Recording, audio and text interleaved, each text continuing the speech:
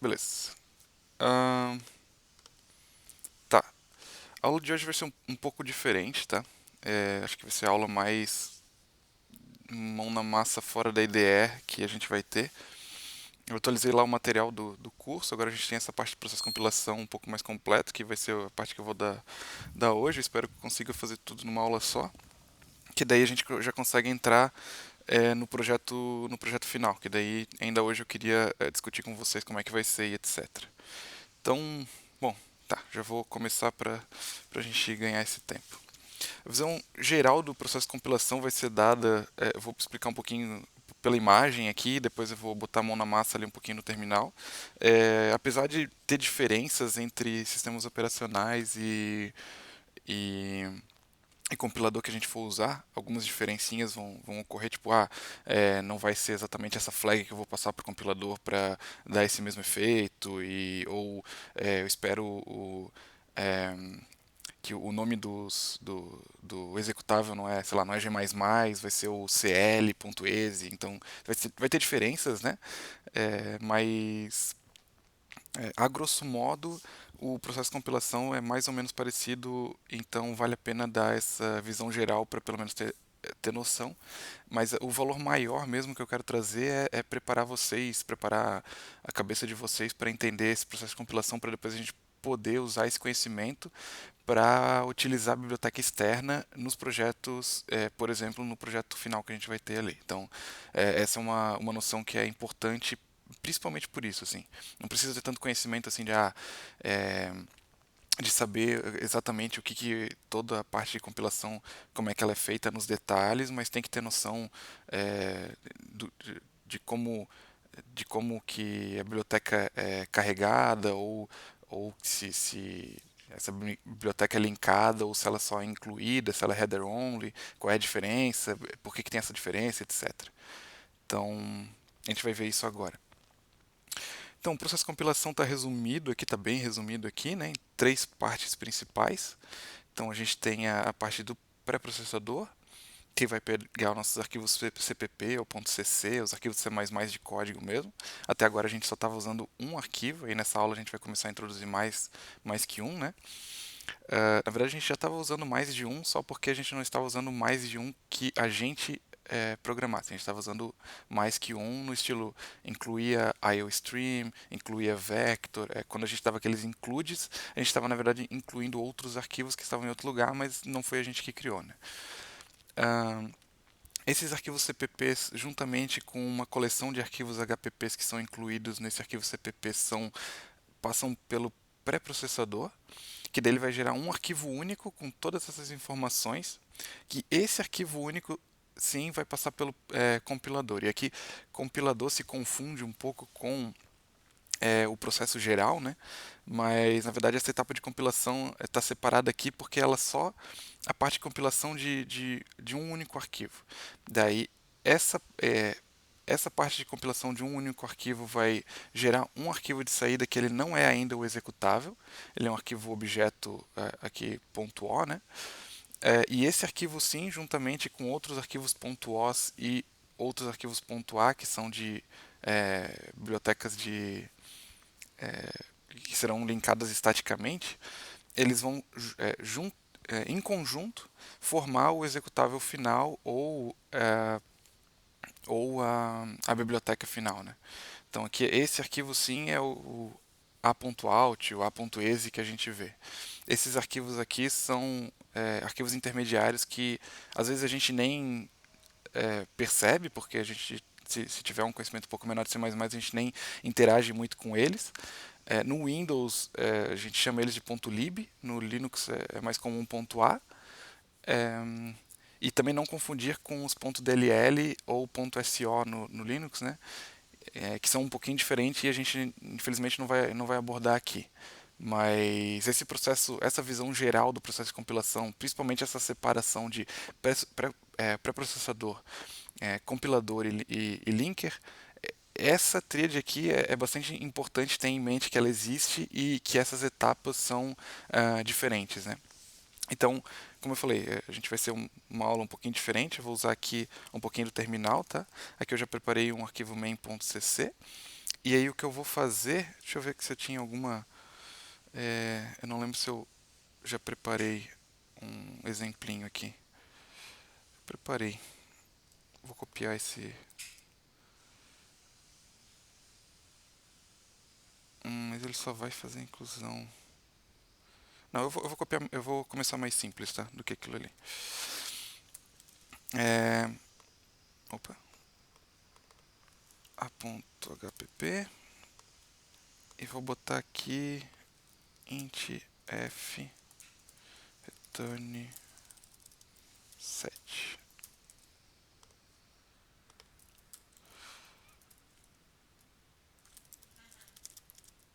F.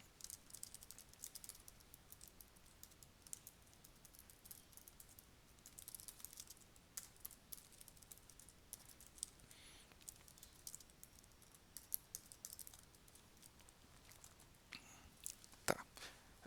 Primeira coisa, o que eu fiz aqui foi criar um arquivo main.cc, onde vai ficar o meu main desse programa, né? Nada diferente que a gente fez até agora. A única coisa um pouquinho diferente, mas muitos de vocês já devem conhecer, é que eu incluí um arquivo que eu mesmo gerei, que é esse a.hpp.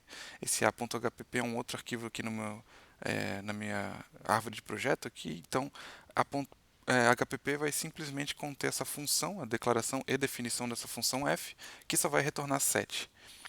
Então, quando eu faço essa compilação desse arquivo aqui, o que eu fiz pela linha de comando exatamente para a gente começar a introduzir esses comandos para vocês se acostumarem mais.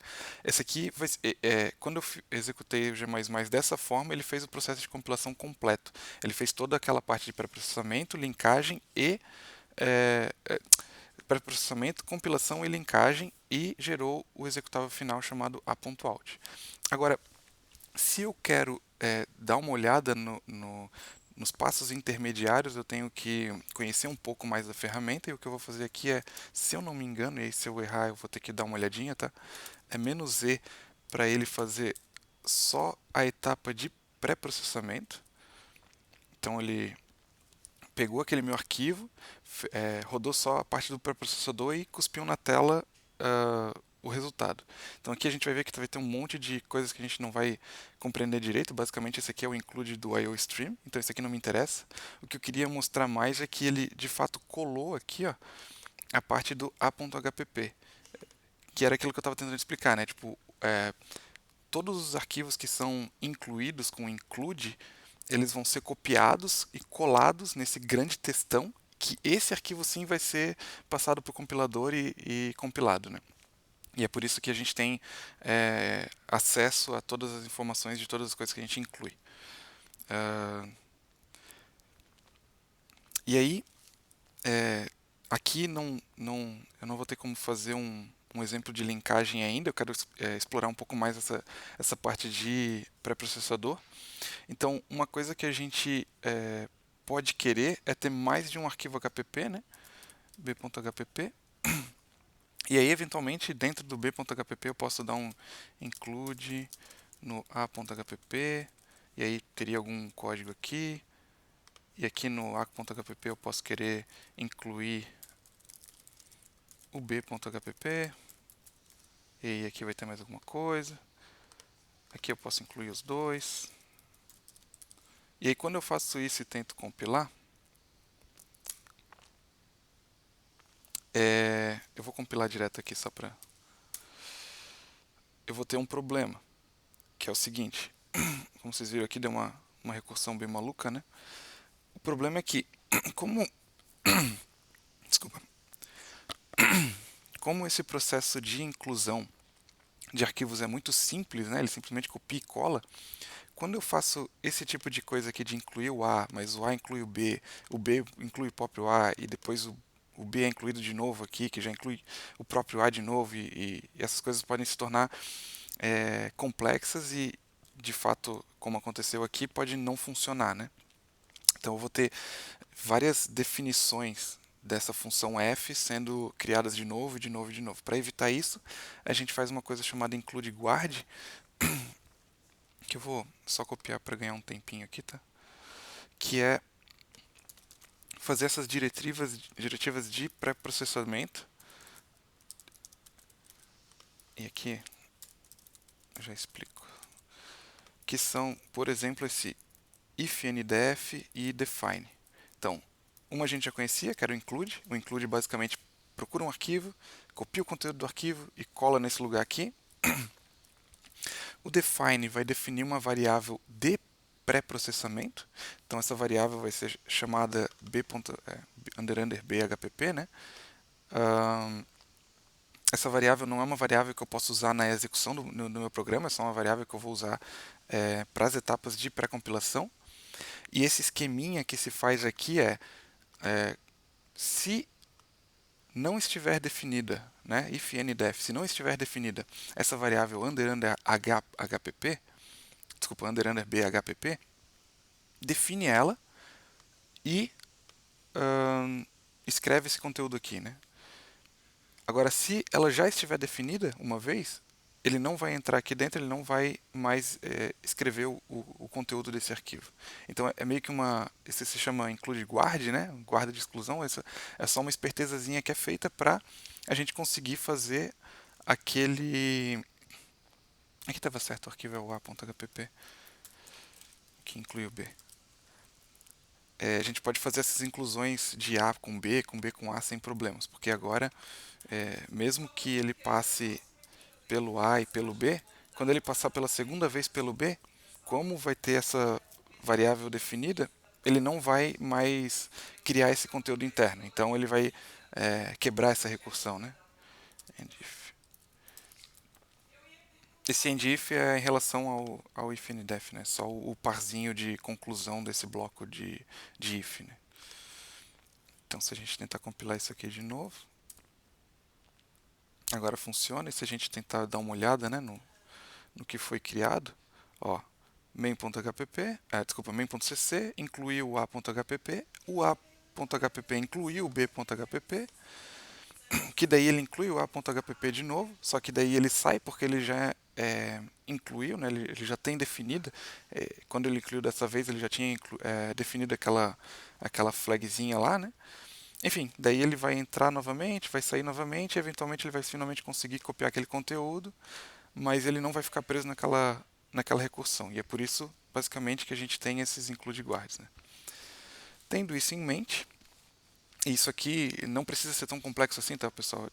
Isso aqui era mais para ter um pouquinho de entendimento, porque essas coisas aparecem e a gente acaba só aceitando, mas pelo menos para você ter essa noção um pouco maior, se já não tinham, de que isso é necessário por conta desse tipo de problema.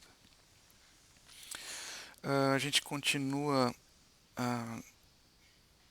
finalmente agora com o processo de linkagem. Eu vou começar com esse outro exemplo. Dúvidas até aqui? Vou começar com esse outro exemplo, então vou remover o que já tinha, só para eu ganhar tempo.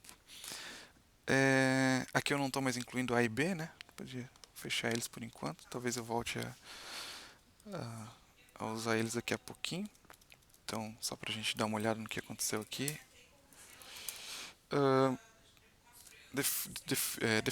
Declarei definir duas funções aqui em cima, só estou chamando elas no cout, nada demais. Na continuação, o que eu quero fazer é dividir esse código em 3 arquivos HPP, e eu acho que aqui na verdade eu estava induzindo esse mesmo problema que eu acabei de explicar. Eu vou pular pro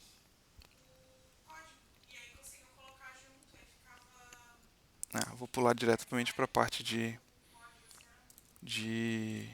linkagem. Devia ter botado isso ali para cima ali. G.hpp.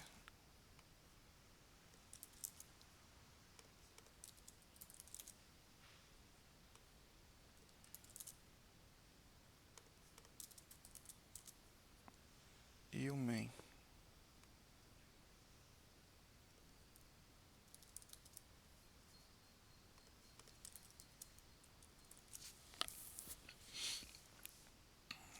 Compilar isso aqui de novo.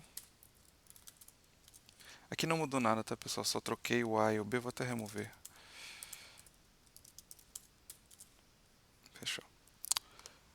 A única diferença foi que agora eu estou usando funções f e g que estão nesse a e b.hpp, e aí para evitar a inclusão recursiva ali eu adicionei esses include guards aqui. Era a mesma motivação que eu acabei de explicar.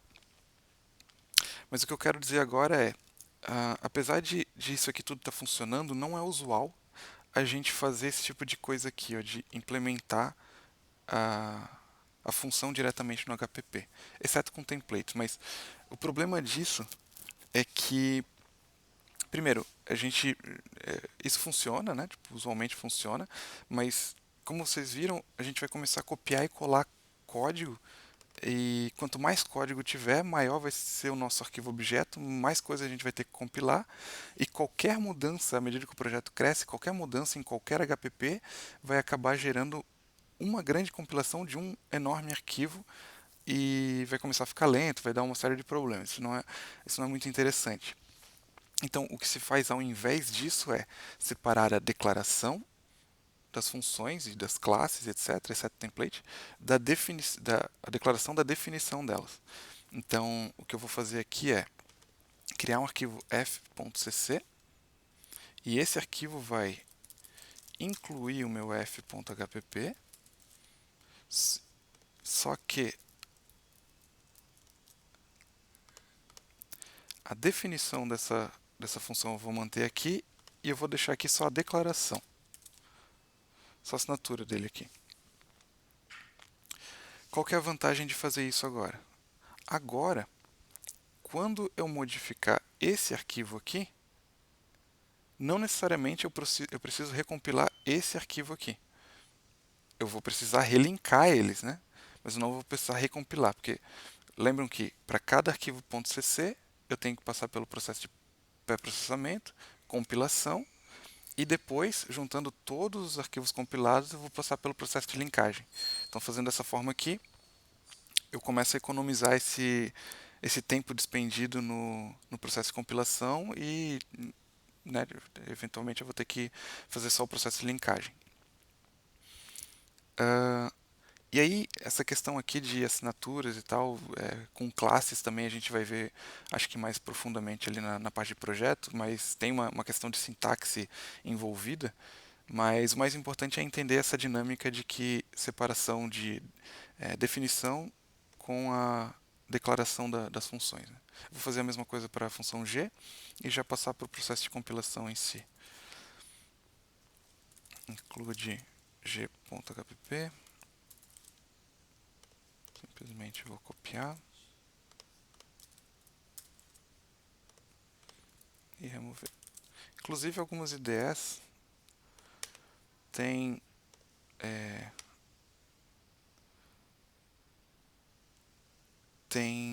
funções auxiliares que movem, ó, a definição. Vamos testar aqui digamos que vocês fizeram tudo no HPP, clica o botão direito, refactor, move definition. E ele moveu lá para mim. Então, tipo, isso começa a ter um pouco mais de sentido em usar a IDE ao invés de usar um editor de texto simples, né? Esse tipo de ferramenta acaba sendo útil à medida que o projeto cresce. Mas aí, o que eu vou fazer aqui é g++, f.cc, e isso aqui vai dar problema. O que aconteceu? Como eu falei, g++ sem nenhuma flag, ele vai tentar compilar aquele arquivo como se ele fosse para processar, compilar e linkar. O problema é que, na ausência de uma função main, o compilador não sabe o que fazer para gerar o executável gerar o executável final, né? Então, ao invés disso, já que a gente vai fazer todo o processo de compilação, ou melhor, primeiro, como que eu poderia evitar isso e ainda assim fazer todo o processo de compilação diretamente com o G++ aqui, né? Eu poderia passar todos os arquivos. É uma listinha de arquivos que eles vão ser pré-processados, compilados e linkados juntos. Aí, dessa forma aqui sim, eu consigo o meu... E aí, vou só remover, né, para não parecer que eu estava executando o mesmo arquivo que eu já tinha compilado antes, mas de fato o que foi feito foi gerado um arquivo novo.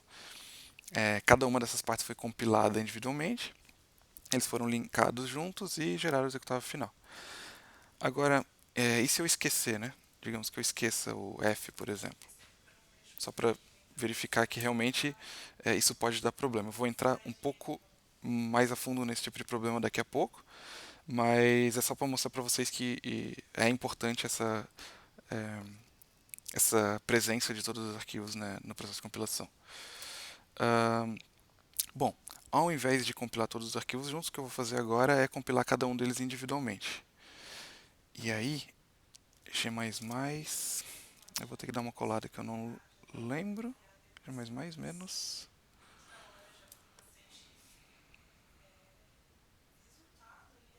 menos C, isso. Menos C, f.cc. E o que ele fez? Ele criou o arquivo O. Esse arquivo .o é aquele que a gente tinha visto anteriormente, né? É mais ou menos equivalente do .lib no Windows. Ele não é executável, então se eu tentar f.o, ele não... Tá, se eu der permissão para executar... É que ele estava falando só que eu não tenho permissão para executar o arquivo, mas não é exatamente esse o ponto. O ponto é que mesmo que eu tiver permissão para executar esse arquivo, ele não é executável. Ele é um arquivo binário, mas ele não é executável ainda. O que eu preciso fazer para ele ser um executável? Eu preciso linkar ele com algum outro arquivo, que eventualmente tem um main, e fazer o processo de compilação completo.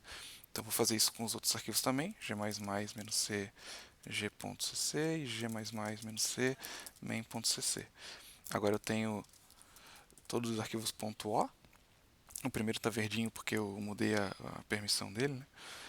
Mas eu tenho os três arquivos .o e aí eu posso usar o próprio G++ para fazer esse processo de linkagem. Eu podia usar direto o linker, mas eu vou dar uma roubadinha para simplificar. Ao invés de passando os arquivos .cc, agora estou passando os arquivos .o. E aí, de novo, ele simplesmente criou o meu executável sem problemas. Ele fez o processo só da linkagem desses arquivos.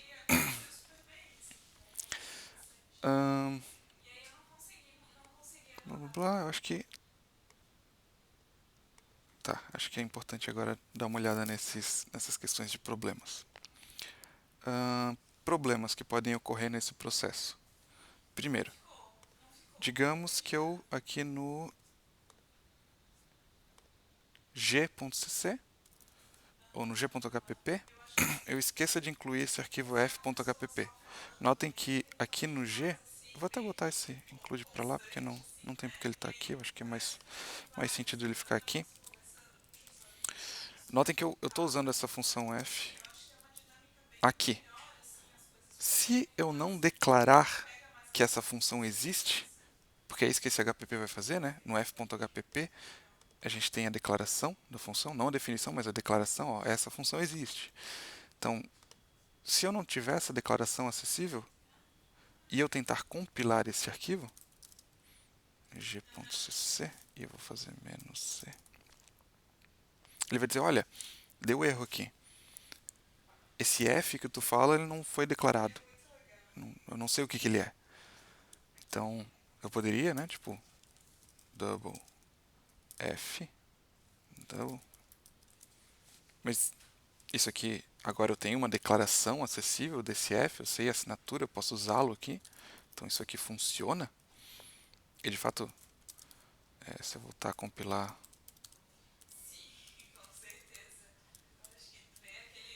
vai compilar sem problemas. Mas a questão é que eu não quero ter que repetir, né, isso aqui em todo lugar que eu for usar o f. E pior ainda, se eu depois daqui a pouco mudar a minha f, eu não quero sair fazendo essa modificação por todo o meu código. Então, ao invés disso, a gente coloca a declaração no HPP e simplesmente inclui ele. Mas acho que a parte mais importante que eu queria anotar aqui é quando eu tenho algum problema de compilação, eu tenho esse tipo de problema como se fosse de mesmo nível de sintaxe ali, né? Isso aqui não foi declarado, isso aqui não foi definido, isso aqui eu não sei o que é. Isso aqui é diferente do que a gente vai ver daqui a pouquinho, que é um erro de linkagem. Que a gente, na verdade, viu ali logo acima, antes de eu entrar nesse assunto, né? Então, isso aqui era um problema. E agora, outro problema é conseguir compilar todos os arquivos .o. Beleza. Então, todos os meus includes estão corretos e todos os meus a sintaxe de todos os meus arquivos estavam corretas, eu consegui completar o processo de compilação. Agora eu vou para o processo de linkagem. Então, G++, de novo, né? G.o e main.o. Eu esqueci de adicionar um arquivo aqui. Esse tipo de problema aqui são todos problemas de linkagem, né? E aí, quando dá esse tipo de problema, a gente já sabe, olha, eu esqueci de alguma coisa, eu esqueci de incluir algum arquivo no processo de linkagem.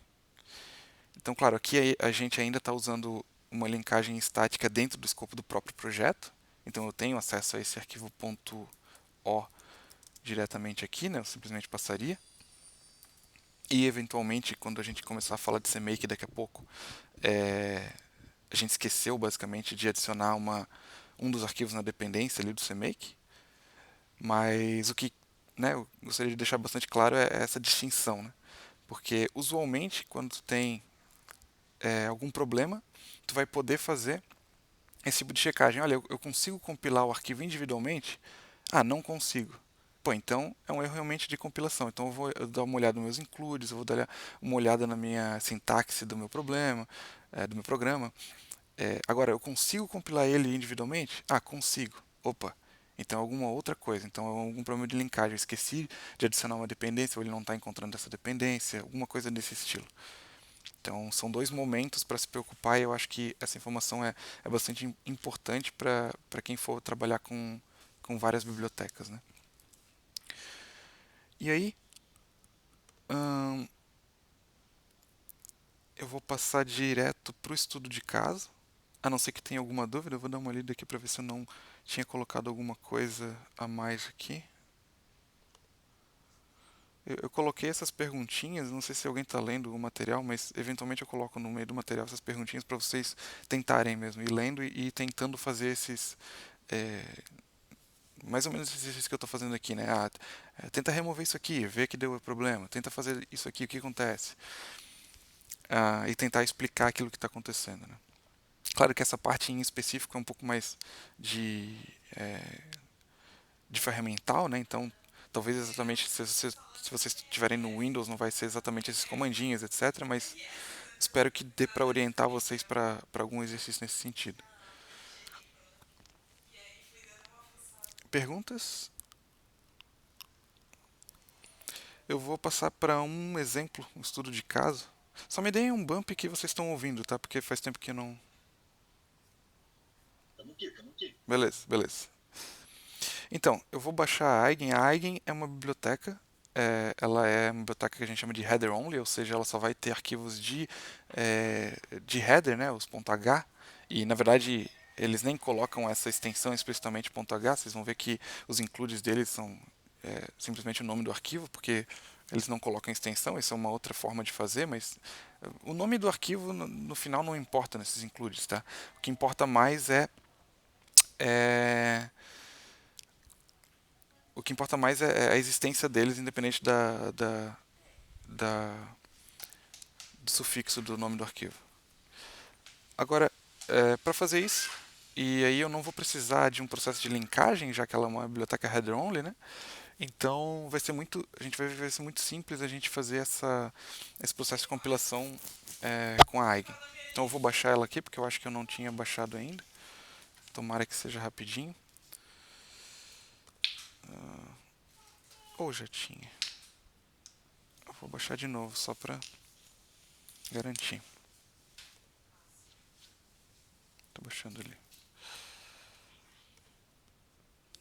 Beleza, vou mover ela pra cá.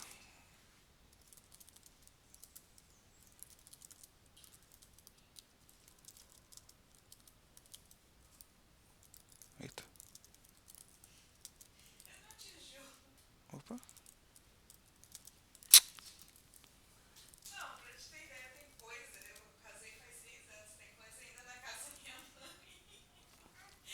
Hum, só deixa eu dar uma olhada.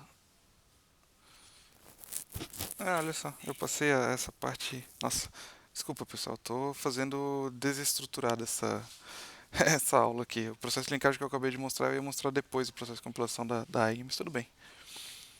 Simplesmente foi algo que... Ah, não. Desculpa. Vamos continuar aqui que está tudo certo. Vamos continuar copiando esse arquivo aqui.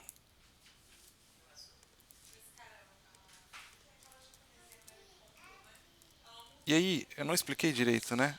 A Eigen é uma biblioteca, header only, que é usada para trabalhar com matrizes vetores e algumas propriedades de computação de coisa de álgebra linear. Então, principalmente as estruturas de dados são bastante usadas, mas ela também tem solver linear e algumas outras funções prontas de operações com matrizes e vetores. Então, é bem útil e muito provavelmente a gente vai usar ela no nosso projeto final. A gente vai simplesmente tentar compilar esse arquivo aqui, tentar fazer o uso dessa eigen, e a gente vai começar a bater em problema e vai resolvendo eles. Então, a primeira coisa de tudo é tentar compilar esse arquivo. Vocês veem que eu reaproveitei o main, mas agora eu não estou mais usando o F e o G, poderia até jogar fora, mas vou só ignorar eles por enquanto. G++, main.cc, e deu um erro aqui. Olha, no such file directory, vamos tentar compilar com "-c". Realmente, é um erro de compilação. Mais em específico, um erro de pré-processador. Ele não conseguiu encontrar de onde que ele está incluindo essa eigendance aqui. Ele não sabe onde está esse arquivo. E uma coisa que vocês devem ter notado é, diferente dos nossos arquivos que eu estava incluído com include aspas simples, esse cara está incluído com símbolo de menor ou maior. Qual é a diferença? Basicamente, quando a gente inclui um arquivo com aspas simples, o arquivo que eu estou incluindo vai ser referente à pasta atual que eu estou no processo de compilação. Então, por exemplo, se eu fizer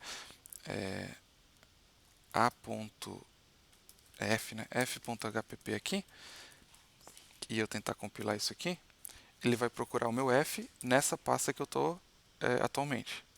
Agora, com menor e maior, ele vai pegar uma lista pré-definida em algum lugar de pastas que ele vai procurar esses arquivos.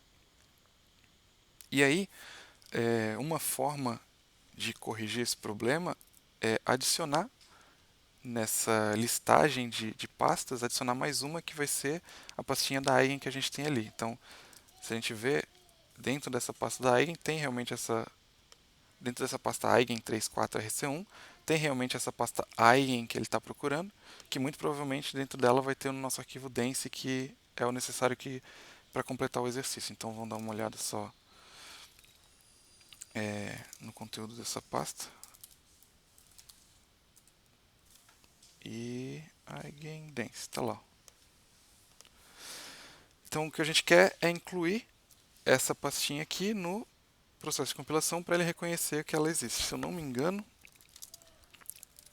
o comandinho para fazer isso é "-i". Deixa eu limpar a tela aqui, tá? E aí eu vou botar só eigen.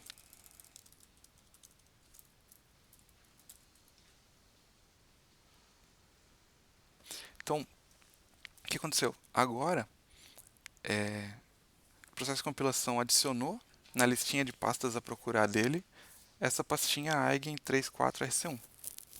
E aí, já que ele conseguiu achar o arquivo de inclusão dentro dessa pasta, ele conseguiu completar o processo de compilação, e como a eigen é uma biblioteca header only, não precisa de nenhuma etapa de linkagem, então simplesmente ele criou o executável que printa ali a matrizinha que a gente fez. Não importa muito o código em si, mas o processo de compilação, tá? Não é incomum, aliás, é bastante comum, e nos meus projetos eu prefiro fazer alguma coisa assim, ou seja, incluir a pasta atual nas pastas dessa listagem, porque daí a gente pode deixar todos os arquivos nesse mesmo padrão aqui de include. Não precisa ficar tunando, eu sei que esse cara está no meu projeto, então eu vou usar esse assim. Não, eu não preciso mais pensar nesse tipo de coisa. Eu coloco todo mundo nesse mesmo esquema e aí eu só uso include assim. Eu acho um pouco mais confortável porque eu não preciso ficar movendo, lembrando o que está em qual pasta, etc. E fora que eu acho um pouco mais organizado, né? Porque se eu for depois mover esses arquivos para outro lugar, eu já tenho essa... é, não preciso ficar catando daí os meus includes e atualizando eles. Então, se eu não fizer isso aqui, né, e agora tentar compilar dessa forma, ele provavelmente não vai encontrar o f.hpp, porque agora eu estou incluindo com símbolos de menor maior. Mas se eu fizer um menos "i" ponto, ou seja, adicione na minha listagem de pastinhas a procurar a pasta atual, então eu volto a conseguir compilar. E aí nota que tem uma especificidade aqui, é que eu incluí um arquivo que tem uma função que eu nunca estou usando. Isso aqui não tem problema, né? Eu posso declarar ou definir um monte de função que eu nunca vou usar, isso não é problema para o compilador, ele vai continuar funcionando. O problema é o contrário, né? Eu usar coisas que eu não defini e não declarei. Dúvidas sobre isso? Eita.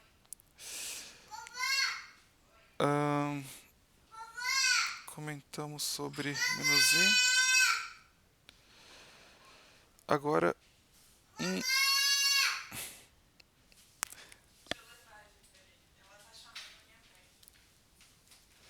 se agora a gente continuar aqui na parte de processo de linkagem,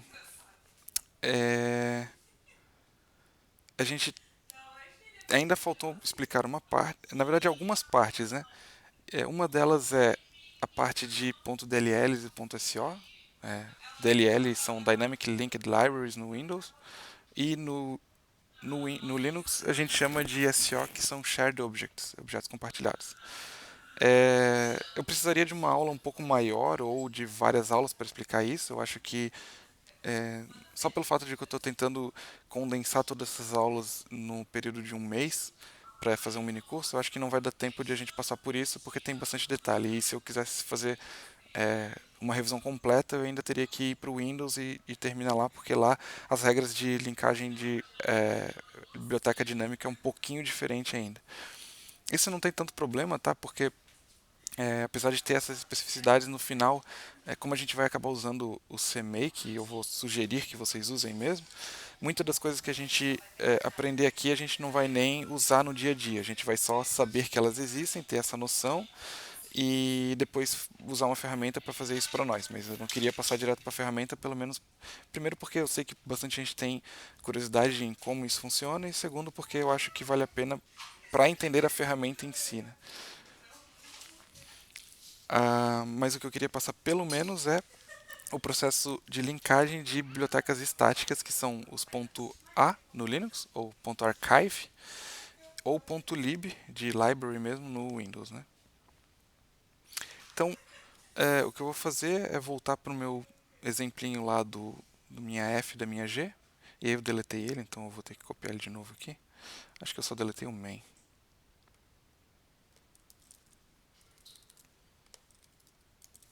Acho que o F e G estão certinhos aqui.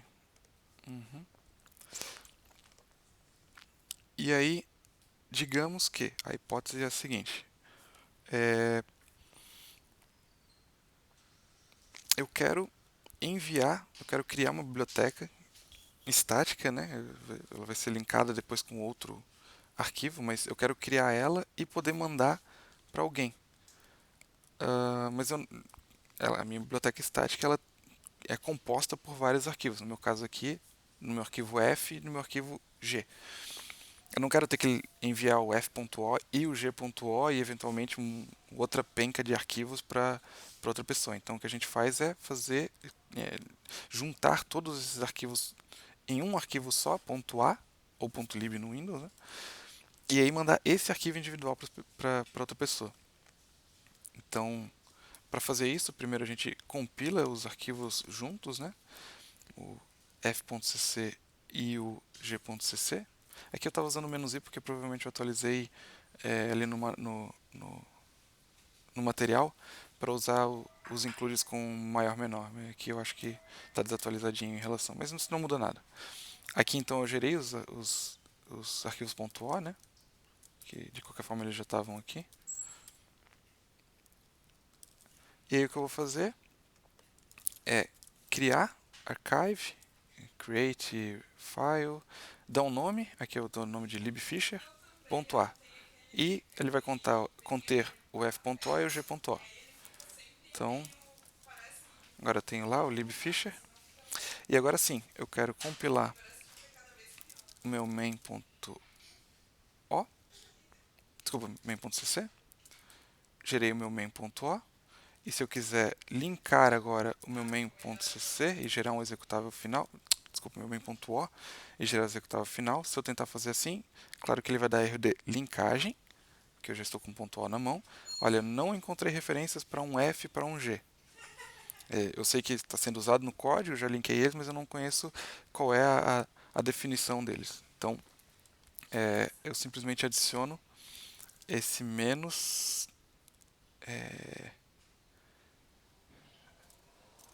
Eu estava tentando não olhar porque é menos L só.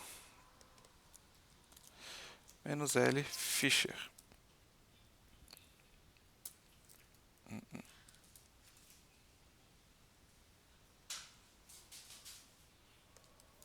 Esqueci alguma coisa? Ah, tá. Assim como o processo de pré-processamento tem o "-i" para adicionar naquela listagenzinha de pastas onde ele vai procurar os arquivos para fazer a inclusão, o linker também tem uma sequência de pastas onde ele vai procurar os arquivos .a ou .so, etc. E para adicionar a pasta atual nessa listagem de pastas, porque ele não, diferente do pré-processador, ele não procura na pasta atual para esses arquivos de linkagem, eu tenho que botar esse "-l", ponto. Ou seja, adicione aí na minha listagenzinha a pasta atual. E aí sim eu posso botar um "-l fisher, que daí ele vai procurar um arquivo de nome libfisher.a. E de fato, outra forma de fazer isso é botar um outro lugar, né? Botar aqui libs, criei uma pasta chamada libs e movi o meu libfisher.a para a pasta libs. E aí imaginando que essa pasta libs teria várias outras bibliotecas aqui dentro. O que eu posso fazer agora é g++, main.cc, "-l, libs, ./libs, "-l fisher. Então eu não preciso que a pasta seja a pasta atual, mas eu tenho que saber onde ela está. E de fato, se eu movesse esse arquivo para uma pasta padrão, né, onde estão outros arquivos .a, eu não precisaria nem desse comando adicional de adicionar a minha pasta .libs. Vamos ver se eu consigo fazer isso só para exemplificar, para não ficar tão abstrato. Find -name estrela.a. Por exemplo, possivelmente essa pasta aqui vai ser uma pasta que vai ter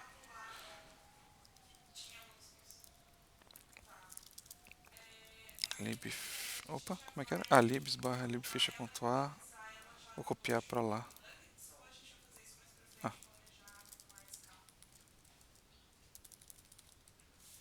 Vamos ver se essa é uma pasta, porque eu não lembro de cabeça quais pastas estão nessa listagenzinha, tá? Teria que procurar.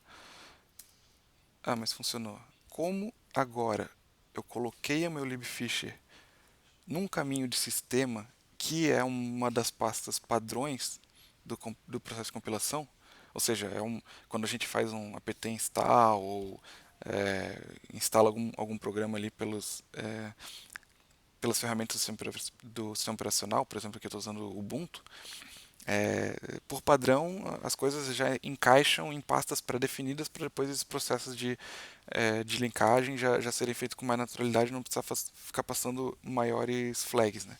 Então, como foi o caso aqui, eu copiei manualmente, mas copiei para uma pasta default, então não preciso mais botar aquele meu "-l", adicionando uma pasta adicional para ele ter esse conhecimento de onde procurar esse arquivo .a. Eu vou remover de lá, tá? Porque agora eu fiquei sujando meu sistema. Pode perguntar enquanto eu removo, porque vai... libfish remove, yes, permission denied.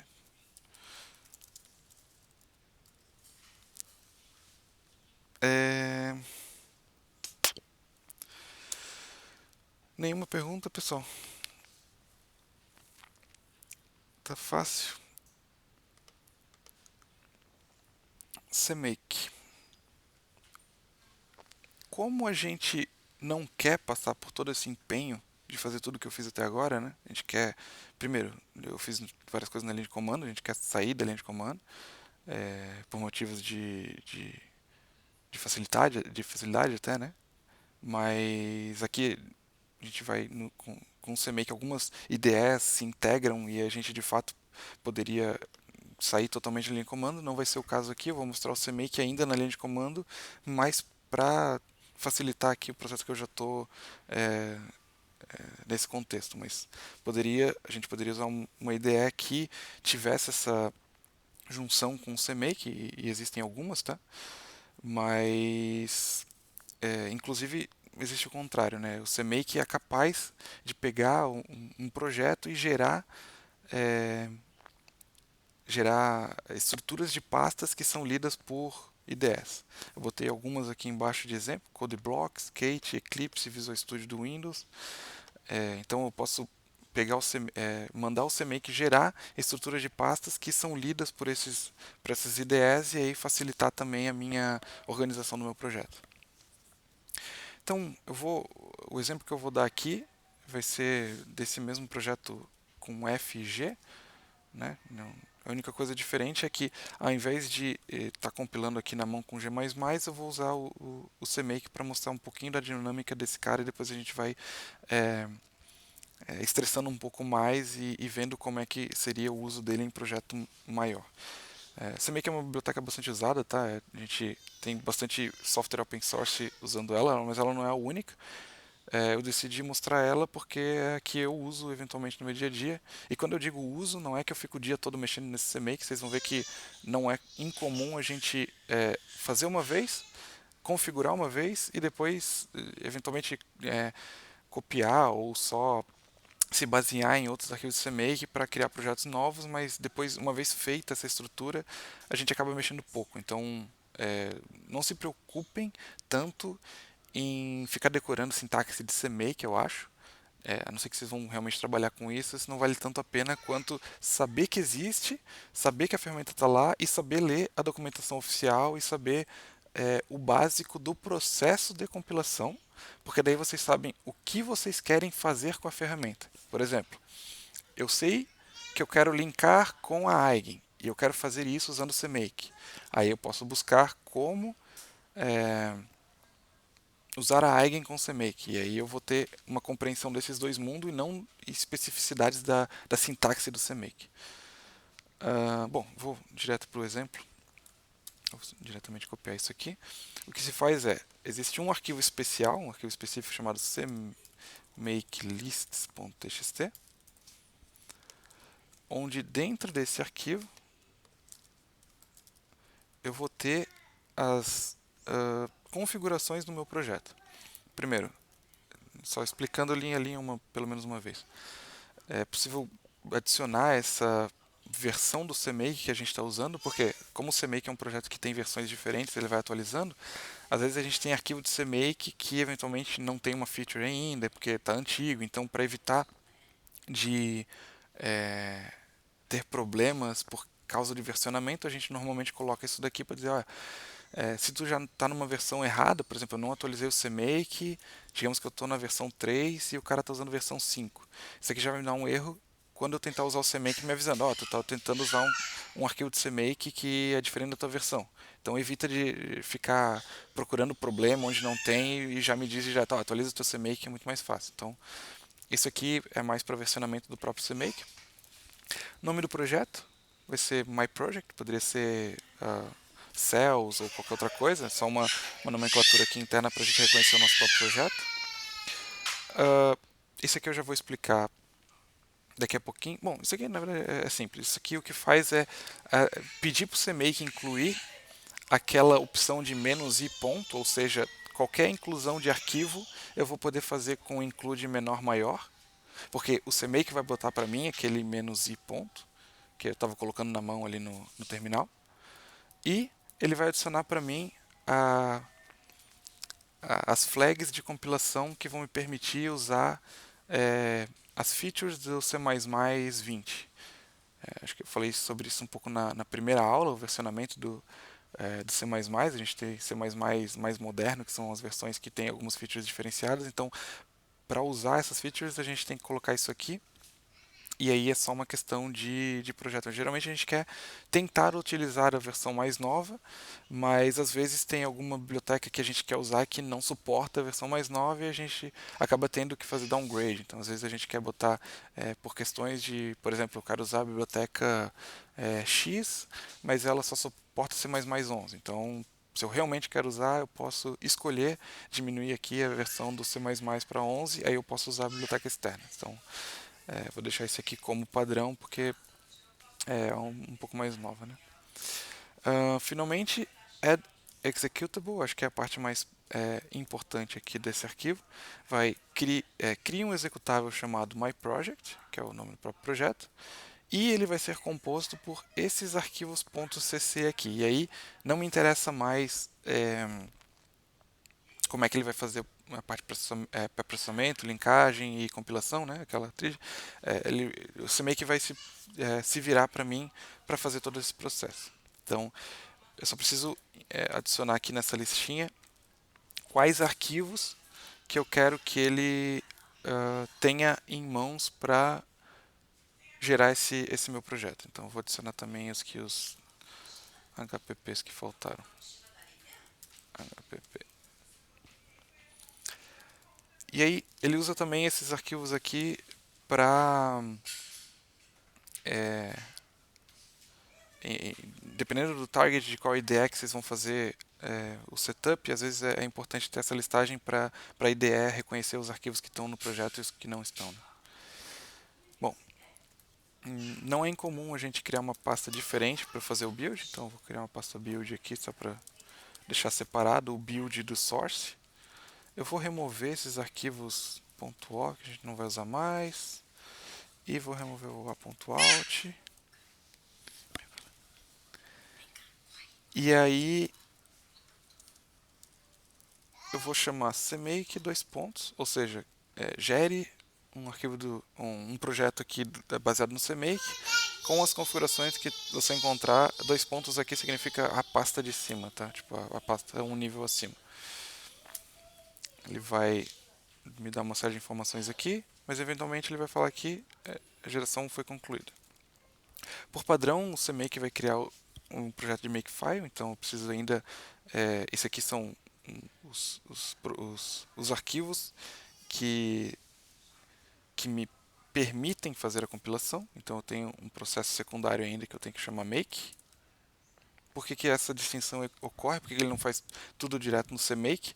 Porque se a gente ver aqui no help, a gente por padrão ele usa Unix Makefiles, mas a gente pode ter esses outros targets aqui, né? Essas outras plataformas, outras IDEs que eu poderia querer gerar. Então, ao invés de dar um make aqui como uma etapa secundária, eu poderia cmake, "-g", code blocks, aí ele ia gerar ali uma estrutura de base para o code blocks, eu ia abrir minha ideia do code blocks e compilar lá dentro. Então, essa parte de compilação fica dissociada do processo aqui de preparação do ambiente de compilação. Né?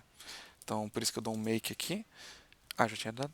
Ele fez o processo de compilação e gerou um executável agora de nome myProject e não a.out, porque eu pedi para ele nomear esse meu projeto de myProject.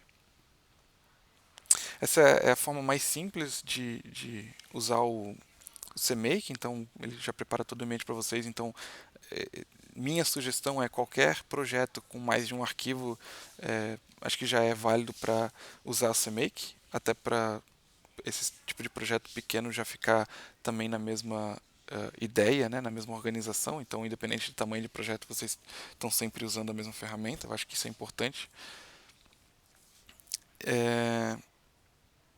E, eventualmente, se a gente quer se livrar, né, e só enviar o código fonte, a gente pode só deletar a pasta build aqui ou ignorar que ela existe e enviar só os arquivos de projeto mesmo para uma segunda ou terceira pessoa que a gente queira compartilhar nosso código. Né?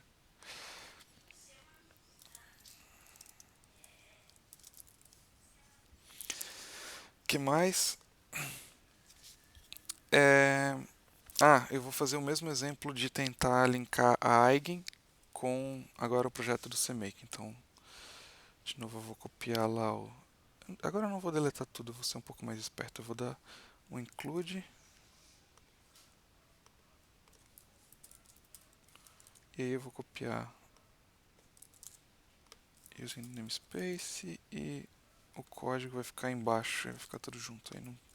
Eu ficava deletando e copiando, eu acho que foi má ideia.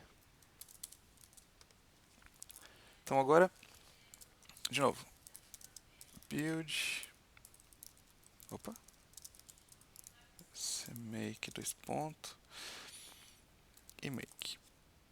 E aí, apesar de o cmake não ter reclamado, porque ele não encontrou nada de errado na criação do ambiente, porque tudo que ele conhece é esse cmake list.txt, ele só me diz assim, ó, eu fiz um projeto baseado nesses arquivos que tu me mandou aqui, deu tudo certo. Mas o meu processo de compilação está errado, porque eu nunca incluí essa dependência da Eigen. E aí o que eu quero mostrar agora é como incluir essa dependência da Eigen, que anteriormente a gente fez com aquele "-i",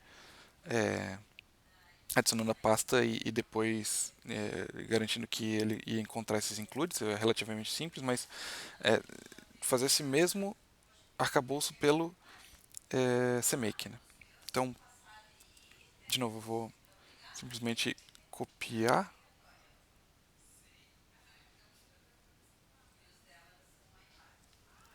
aqui. São duas linhas que são necessárias. Find package, ou seja, encontre um pacote externo chamado eigen3 e ele é required, ou seja, se você não encontrar esse pacote, dê um erro no processo CMake. Então, se eu fizer provavelmente um CMake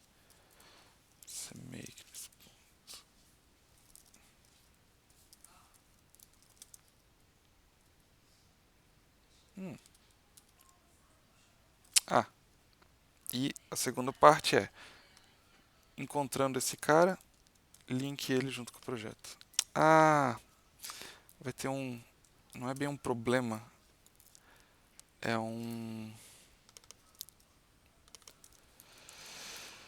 uma solução já existente. É que assim, eu estava na esperança de que ele fosse dar um erro de CMake, porque tudo que eu tenho aqui na nossa aula, né, para nosso conhecimento, foi que eu copiei essa pasta da Eigen para cá.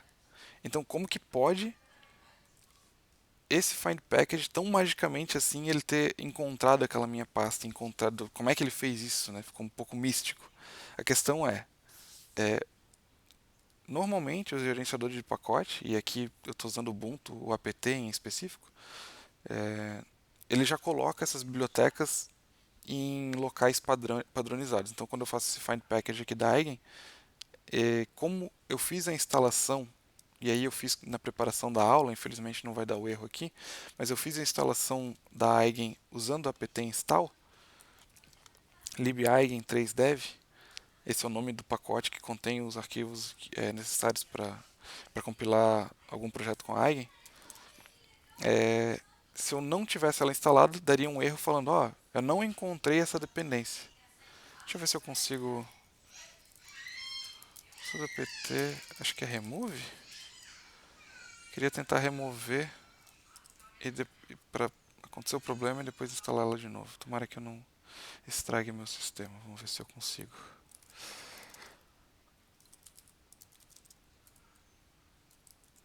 Vamos deletar tudo aqui, como se estivesse começando do zero. Tá limpo. Agora de novo. Find package. Já explico essa parte aqui, né? Mas estou tentando dar um find package. E criando um ambiente, ele vai me dizer, olha, eu não encontrei um arquivo chamado findeigen.cmake. O que é esse arquivo? Toda biblioteca que foi construída pensando no CMake, ela já provê um arquivo chamado findEigen, que é um arquivo que o CMake olha, e esse arquivo diz como que o CMake vai encontrar a biblioteca da Eigen e as suas dependências. Então, se a gente quer utilizar com maior facilidade, a gente poderia construir um findEigen.cmake, dizer que o path que a gente escolhe está em específico na pasta do aula 5, aqui nessa pastinha aqui, e tudo funcionaria. Mas o que eu quero dizer mais é, vamos usar as ferramentas que a gente tem disponível, por exemplo, aqui o apt, a gente tem também o Conda, a gente tem também o Conan, a gente tem algumas outras ferramentas de gerenciamento de pacote que a gente poderia estar usando. Aqui no exemplo eu estou usando apt, porque essas ferramentas vão facilitar todo esse processo de ambiente. Então, de novo, eu vou instalar usando apt Eigen. E aí, esperar um pouquinho. Talvez o mais difícil é conhecer o nome que tu tem que digitar, né? Geralmente, no caso do apt em específico, vim aqui, apt search eigen. E aí ele me diz, ó, eu encontrei esses aqui. Aí, pô, tem muito. Vamos tentar eigen 3. Tem libeigen. Então, é essa aqui mesmo. C++, Template Library for Linear Algebra. Nossa. Esse que eu quero. Então, instalei. Aqui já está instalado, né? Mas só estou falando que a gente poderia eventualmente procurar, sei lá, MKL. Acho que eu inclusive já deve ter aqui instalado. Tem uma série aqui, libmkl e qualquer ou Boost. Será que tem a Boost?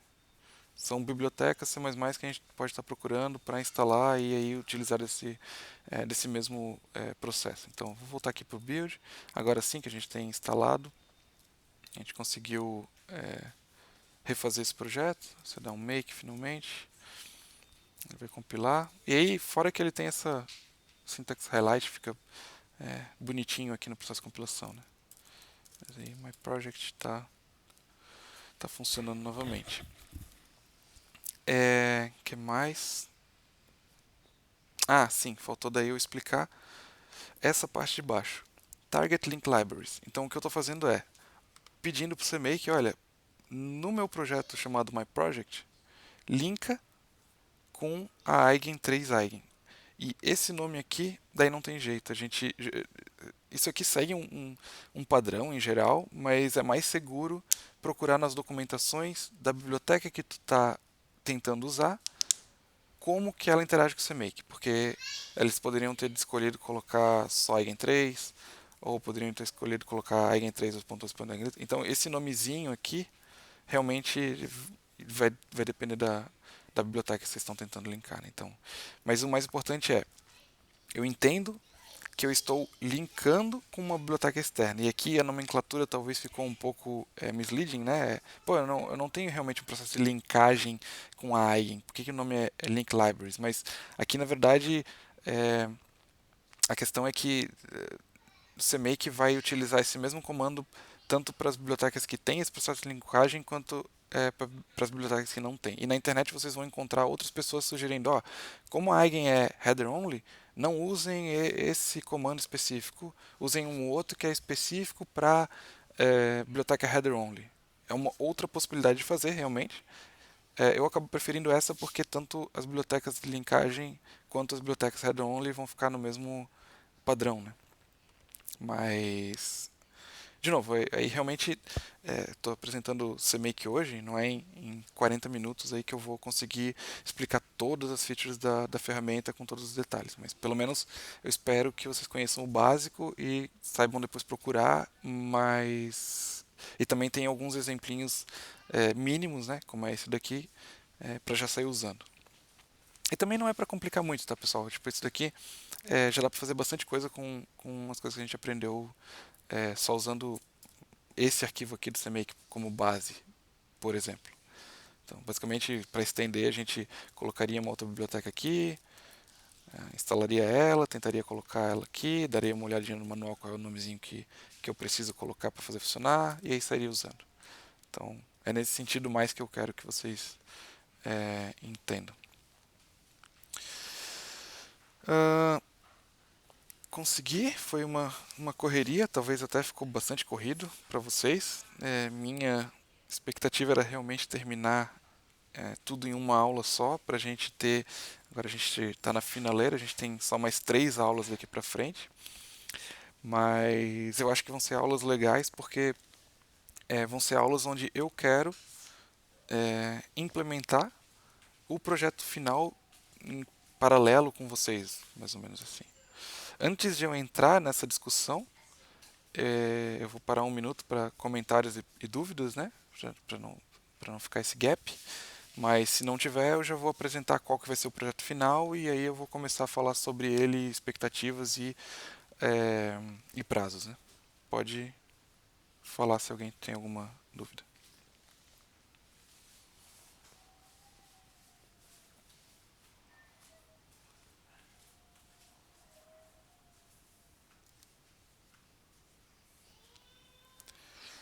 O projeto final, é, eu estou sugerindo, né? A não sei que vocês tenham alguma outra ideia, mas o que eu pensei foi a gente fazer um solver da equação de difusão bidimensional.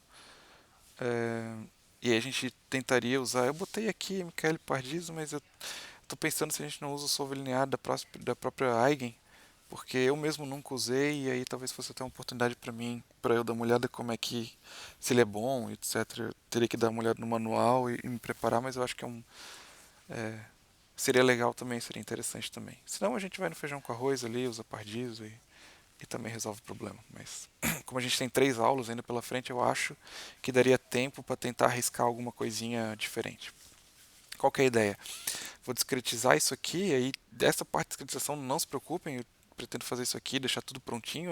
A parte que a gente realmente tem interesse vai ser no processo de instrumentação do código, utilização de biblioteca externa, utilização do CMake. Vou falar um pouquinho sobre Git, porque daí eu queria que vocês, se tivessem oportunidade, mimicassem tudo que a gente está fazendo nas aulas com um projeto final de vocês, colocassem lá no Git, colocassem uma paginazinha do projeto explicando sobre ele, que eu acho que isso daí daria algum valor até se eventualmente vocês estão mandando currículo para algum lugar, comentar e colocar o GitHub de vocês e dar um valor, né?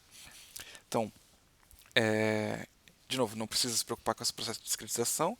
A gente vai, é, espero eu, a gente vai cair num problema que vai ser resolver um sistema linear. Não espero ter nenhuma não linearidade nesse problema aqui.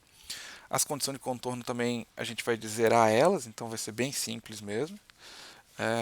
O que vai ter de interessante?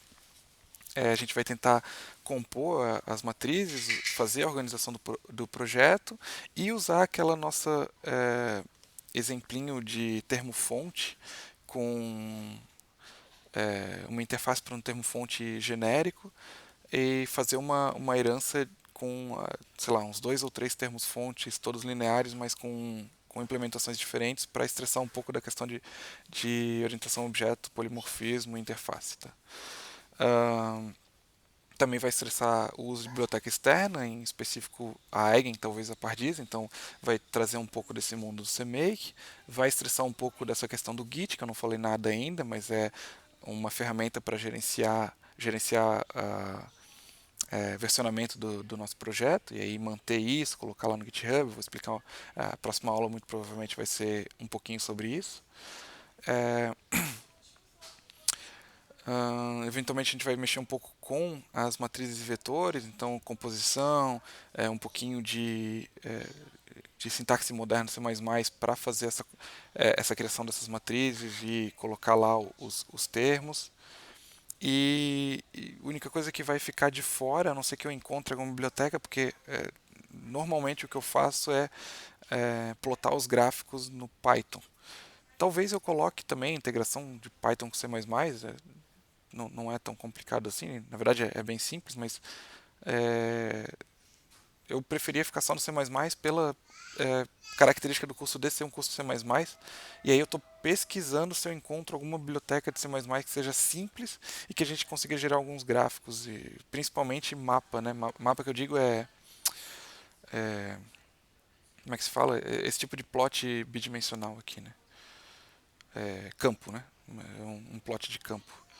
Aí seria o campo dessa propriedade U que a gente está resolvendo, né?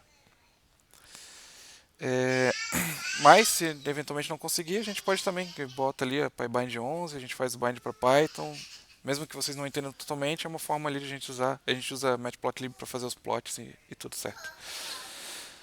Ahn, Perguntas sobre o projeto? Por enquanto eu não vou pedir para vocês iniciar nada, né? Até porque tá bem no início aqui, a não ser que vocês queiram já iniciar com as informações que estão aqui, sem problema nenhum, mas na próxima aula eu acho que eu já começo a desenvolver ele e aí eu vou orientando melhor vocês a como que vocês vão fazer isso, né? Então eu vou fazer um pouquinho dele e eu vou resolvendo meio que em paralelo. Espero que, se vocês tiverem tempo, eu espero que tenham, nesse decorrer das aulas parciais vocês vão tentando implementar e quando vim para a aula eu faço a minha implementação aqui, a gente discute, aí até traria mais dúvidas, né? Se vocês tentarem implementar em casa, com certeza vai ter alguma coisa que eu vou fazer diferente.